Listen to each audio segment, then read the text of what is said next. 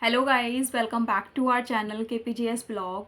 आज मैं आपके लिए जो टॉपिक लेकर आई हूँ वो है रिज्यूम राइटिंग। आपका रिज्यूम कैसा होना चाहिए। मैं अपने एक्सपीरियंस के भी यहाँ पर सारी चीज़ें शेयर कर रही हूँ। तो मैंने एन नंबर ऑफ़ रिज्यूमे देखे हैं, तो थोड़ा सा मुझे आइडिया है कि रिज्यूम को कितना अच्छा आप बना सकते हो और कैसा होना चाहिए, सो दैट एक रिक्रूटर और एचआर की नज़र उस पर जाए, राइट। तो आज हम 3 टाइप के रिज्यूमे राइटिंग शेयर करने वाले हैं। फर्स्ट फ्रेशर का होगा, देन सेकंड एक्सपीरियंस का होगा। एक्सपीरियंस में मैं आपको 2 टाइप के एक्सपीरियंस का रिज्यूमे शेयर करने वाली हूँ कि कैसा होना चाहिए। तो now let's start with the fresher. Fresher के रिज्यूमे में क्या क्या मेंशन होना चाहिए। अच्छा, जो मैं अभी चीज़ बता रही हूँ ये तीनों टाइप के एक्सपीरियंस के लिए एप्लीकेबल है, चाहे वो एक्सपीरियंस है, चाहे वो फ्रेशर है, चाहे वो लॉन्ग टर्म एक्सपीरियंस जो कैंडिडेट होता है वो हैं। तो क्या क्या टॉप ऑफ द रिज्यूमे आप मेंशन करो। आप अपना कॉन्टैक्ट नंबर मेंशन करो, आप अपना मेल आईडी मेंशन करो और अपना address top of the resume आप मेंशन करो। इससे क्या होगा कि आपका रिज्यूमे में जो आपका कॉन्टैक्ट नंबर है, ईमेल आईडी है और आपका एड्रेस है वो टॉप ऑफ द रिज्यूमे अगर होगा तो वो ईजी होगा आपको कॉन्टैक्ट करना, राइट। देन आप लिखो अपना ऑब्जेक्टिव। ऑब्जेक्टिव जो आपका होता है वो आपकी प्रोफाइल, आप जिस पे, जैसे आप फ्रेशर हैं तो आप लाइक एचआर प्रोफाइल पे जाना चाह रहे हैं, या आप कंटेंट राइटर हैं उस प्रोफाइल पे जाना चाह रहे हैं, आप सॉफ्टवेयर डेवलपर हैं उस प्रोफाइल पे जाना चाह रहे हैं। तो ऑब्जेक्टिव का मतलब क्या होता है। ऑब्जेक्टिव का मतलब होता है कि आपने अब तक क्या एजुकेशन किया है और उसके उस स्किल्स के साथ आप किसी कंपनी में जब इंटरव्यू के लिए जाएंगे तो उनकी कंपनी को कैसे फ्रूटफुल बना सकते हो। तो आपका ऑब्जेक्टिव इतना इम्प्रेसिव होना चाहिए कि लगे कि हाँ ये पर्सन जो है इस प्रोफाइल के लिए विल है इसका, राइट। आपकी विल पावर उस प्रोफाइल के लिए दिखे। आपका ऑब्जेक्टिव हो गया। देन आपका क्वालिफिकेशन आप मेंशन कर सकते हो। आप अपना आपने कोई सर्टिफिकेशन किया है आप वो मेंशन कीजिए। आपने इंटर्नशिप किया है अच्छे क्या बोलते हैं कॉर्पोरेट से, आप वो मेंशन करो। टाइम ड्यूरेशन उस चीज़ का मेंशन करो, कितने से कितने टाइम तक के लिए आपने इंटर्नशिप किया है, वो सारी चीज़ें आप मेंशन करो। तो ये फ्रेशर के रिज्यूमे के लिए ये बेस्ट चीज़ है कि आप इतनी चीज़ें जो है मेंशन करो, क्योंकि देखो फ्रेशर के रिज्यूमे में बहुत ज़्यादा कुछ नहीं होता, क्योंकि उन्हें एक्सपीरियंस तो है नहीं, वो फ्रेशर है। तो उनका बस यही है कि वो अपनी क्वालिफिकेशन को कितना अच्छा दिखा सकते हैं, अपने ऑब्जेक्टिव को कितना पावरफुल वो वहाँ पे मेंशन कर सकते हैं, अपनी जो करिकुलम एक्टिविटीज़ हैं उनको वो कितना अच्छा मेंशन कर सकते हैं, और उन्होंने जो इंटर्नशिप की है तो वो उसको कितना अच्छे से बता सकते हैं कि इंटर्नशिप आपने की है तो दैट ड्यूरेशन आपने क्या क्या सीखा है, वो आप पॉइंटर्स बना सकते हो उसके रिज्यूमे में। तो वो थोड़ा सा रिज्यूमे आपका अच्छा लगेगा देखने में कि आपने क्या क्या चीज़ें की हुई हैं अब तक, राइट। तो जब आपका रिज्यूमे एचआर या रिक्रूटर देखेंगे तो वो अच्छा रिप्रेजेंटेटिव आपका रिज्यूमे लगेगा, और आपके चांसेस होंगे हाई कि आपको कॉल पहले की जाए या आपको इंटरव्यू के लिए लाइन अप किया जाए, राइट। तो ये तो हो गया फ्रेशर का। अब हम बात करते हैं एक्सपीरियंस की। एक्सपीरियंस बंदों को भी बहुत कन्फ्यूज़न होता है कैंडिडेट्स को कि उन्हें कैसे मेंशन करना चाहिए। तो देखो ज़्यादातर उनको ज़्यादा प्रॉब्लम नहीं आती है जो एवरी 2 ईयर 3 ईयर में चेंज करते हैं। तो एवरी 2 ईयर 3 ईयर चेंज करने वाले पर्सन वही सेम चीज़ आप टॉप ऑफ द रिज्यूमे अपनी डिटेल मेंशन करो, कॉन्टैक्ट नंबर, ईमेल आईडी, अपना address, right. Then objective, and then किस किस कंपनी के साथ आपने, अच्छा कंपनी के साथ जब हम काम करते हैं आपको 2-3 ईयर्स का एक्सपीरियंस है, एवरी 2-3 ईयर्स में आप छोड़ रहे हो, आप सोचोगे मैं कैसे मेंशन करूँ, मैं अपना लास्ट एम्प्लॉयर सबसे फर्स्ट मेंशन करूँ या जहाँ करंटली वर्किंग हूँ वो सबसे फर्स्ट मेंशन करूँ। तो यहाँ पे देखो चीज़ें होती है कि आप सबसे करंट में अपना, जहाँ सबसे फर्स्ट में जो आपका करंट एम्प्लॉयर है जहाँ आप करंटली वर्किंग हैं वो आप मेंशन करो। देन अकॉर्डिंगली आप सारी चीज़ें मेंशन करो, लाइक आप उस जहाँ अभी वर्किंग हो उससे पहले कहाँ वर्किंग थे, देन उससे पहले कहाँ वर्किंग थे। तो जो आपका सबसे फर्स्ट एम्प्लॉयर होगा वो आपका सबसे लास्ट एम्प्लॉयर होना चाहिए, एंड जो आपका सबसे लास्ट अभी एम्प्लॉयर है उसके बाद आप जो जॉब सर्च कर रहे हो वो आपका वेरी फर्स्ट एम्प्लॉयर होगा, राइट। तो ऐसे करके आप उस चीज़ को मेंशन करो।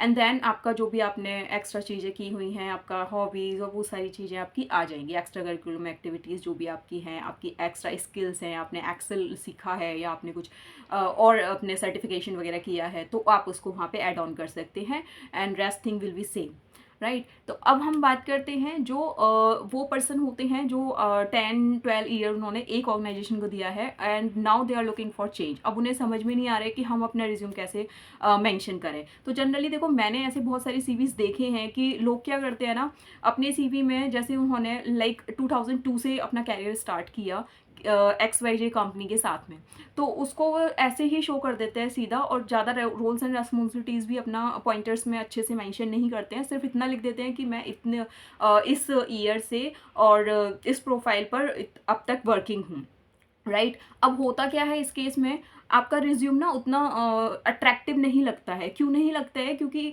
कोई भी पर्सन आपका रिज्यूमे देखेगा तो उसके माइंड में एक चीज़ क्लिक करेगी कि ये इतने टाइम से इस ऑर्गेनाइजेशन में सेम प्रोफाइल पर है या ये इसी प्रोफाइल पर आया था, राइट। तो मैं ऐसा इस रिज्यूम को कैसा होना चाहिए, अगर आप एक ही ऑर्गेनाइजेशन में 10-12 ईयर से काम कर रहे हो तो आपके रिज्यूमे में ना आपका ग्रोथ पाथ दिखना चाहिए, सो दैट आपका रिज्यूमे अट्रैक्टिव होगा, रिक्रूटर और एचआर के आई कैच बनेगा, राइट। तो आपको कैसे मेंशन करना है, लाइक मैं अगर किसी कंपनी में 10 साल से काम कर रही हूँ और now I am working as a senior manager, right. तो मैंने ज्वाइन किया होगा, ऑब्वियसली पता है, मैनेजमेंट ट्रेनिंग या एग्जीक्यूटिव या इंटर्नशिप के प्रोफाइल पर, कुछ जो भी प्रोफाइल वहाँ पे जिस हायरार्की होगी एंट्री लेवल के लिए, उस हायरार्की पर मैंने ज्वाइन किया होगा, राइट। अगर मैंने मैनेजमेंट ट्रेनी ज्वाइन किया है, देन कितने टाइम तक मैंने as a management trainee work किया है और मेरे क्या क्या रोल थे एज ए मैनेजमेंट ट्रेनी, तो मुझे वो चीज़ मेंशन करनी है। लाइक 2002 से और 2003 तक लाइक मैंने मैनेजमेंट ट्रेनी वर्क किया है, तो एज ए मैनेजमेंट ट्रेनी मुझे वो चीज़ मेंशन करनी है that I had work from 2002 to जो भी लास्ट मेरा था 2003 as a management trainee. In that duration what was my roles and responsibilities, वो आप थोड़े से पॉइंटर्स बना के मेंशन करना चाहिए।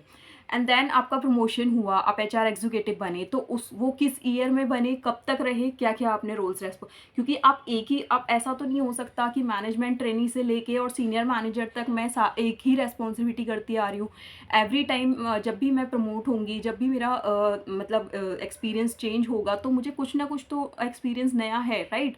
तो वो नया एक्सपीरियंस मेरे रिज्यूम में शो होना जरूरी है। मेरे प्रमोशंस हुए हैं तो वो भी मेरे जस्टिफाई होने जरूरी है। अगर मैं एक ही लाइन में सारी चीज़ें मेंशन कर दूंगी तो सामने वाले रिक्रूटर या एचआर को मेरा रिज्यूमे अट्रैक्टिव नहीं लगेगा, दूसरा मेरा ग्रोथ पाथ नहीं पता चलेगा। मैं 10 साल से एक कंपनी में हूँ, ये मेरी प्रॉब्लम नहीं है, लेकिन 10 साल से एक कंपनी में मेरी ग्रोथ हो रही है, वो दिखना ज़्यादा जरूरी है, राइट। तो आप इस चीज़ को ऐसे मेंशन करिए, आप इनिशियल आपने किस पोजीशन पर ज्वाइन किया, सेकंड आपका प्रमोशन हुआ, देन आपने कितने से कितने टर्नओवर तक वो पोजीशन आपने हैंडल की, इन दैट ड्यूरेशन आपने क्या क्या रोल्स एंड रेस्पॉन्सिबिलिटीज़ हैंडल की आपने, उसके बाद आप प्रमोटर हुए, उसके बाद आप प्रमोट हुए एज ए टीम लीडर या जो भी, तो आपने कितने लोगों की टीम हैंडल की है।